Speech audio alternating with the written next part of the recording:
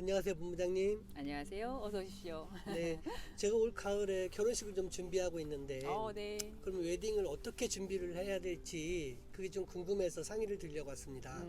어떻게 프로포즈 하신 거예요? 아, 네네. 승낙하셨나요? 네, 신부님? 올 가을쯤 이렇게 결혼을 하기로 약속을 해서 제가 그렇군요. 먼저 알아보려고 왔습니다. 그렇군요. 잘 오셨어요. 지금 이제 내 결혼식을 하려고 하면은 굉장히 설레잖아요. 그렇죠? 네네. 근데 또 걱정도 되는 것도 마찬가지예요. 그래서 가장 먼저 하셔야 될 게 결혼식장, 장소가 필요해요.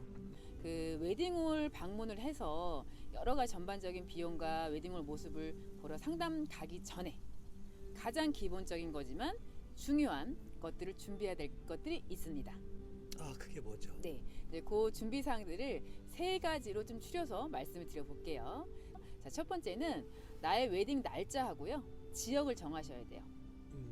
지금 가을이라고 어느 정도 이제 생각만 하셨지, 정확히 뭐 둘째 주가 될지, 셋째 주가 될지, 토요일이 될지, 일요일이 될지 정확하게 우리 신부님하고 양가 부모님하고 의논을 하셔서 이제 상담 가기 전에 준비해 두시는 게 좋죠.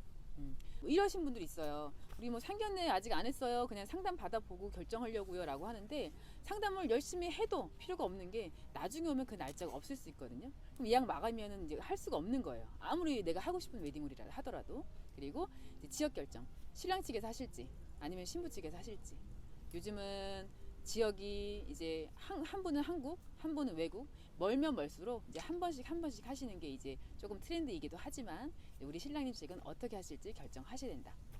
두 번째, 내가 어떤 결혼식을 하고 싶은지 나의 웨딩의 컨셉을 정하셔야 돼요. 요즘 웨딩 트렌드가 굉장히 많이 변했거든요.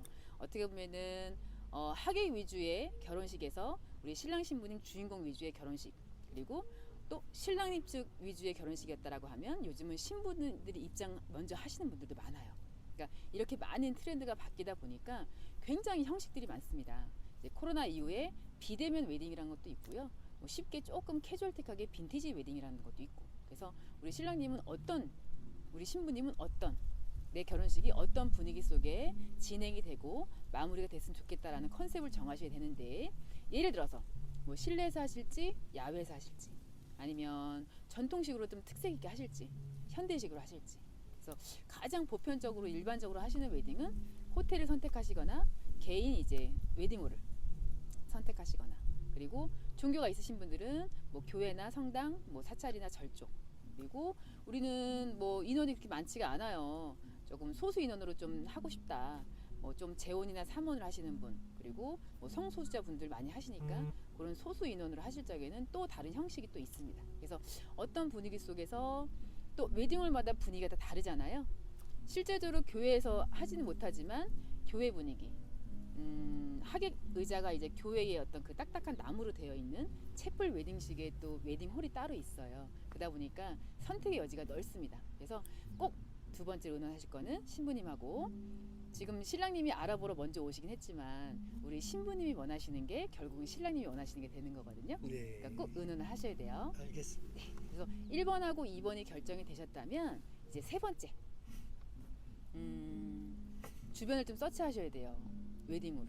그래서 지역 결정이 되시면 그 인근에 이제 웨딩홀이 많잖아요. 그 인근에 있는 웨딩홀을 조금 검색을 해보시는 게 좋죠.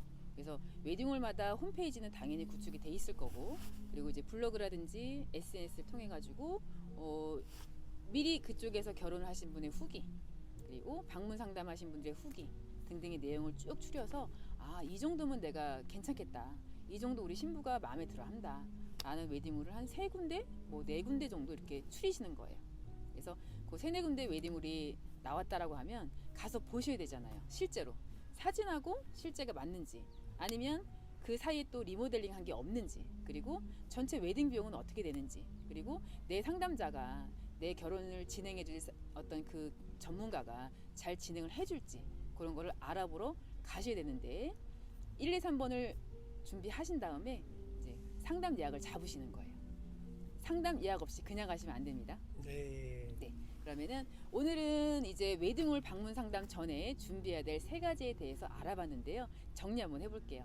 자, 신부님이 준비하실 3가지에 대해서, 자, 첫 번째, 날짜와 지역을 결정한다. 네, 맞습니다. 그리고 두 번째는 웨딩 컨셉을 결정한다. 그렇죠. 우리 신랑 신부님의 웨딩을 위해서. 그리고 1, 2번이 되면 세 번째가 그 주변에 이제 웨딩홀을 서치하시는 거. 네. 예.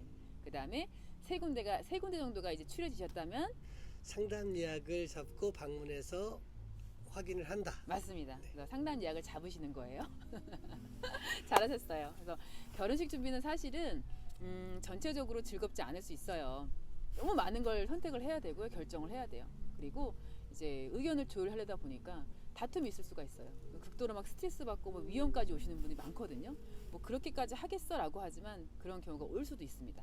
근데 뭐 수월하지만은 않다라는 생각을 가지고 시작을 한다라고 하면 뭐 누구보다 조금 준비 과정을 즐기실 수가 있을 거예요. 조금 더 결정하신 다음에 조금 더 세세한 상담을 진행하도록 할게요. 네, 감사합니다. 네. 다음에 또 상담 부탁드릴게요. 네, 감사합니다.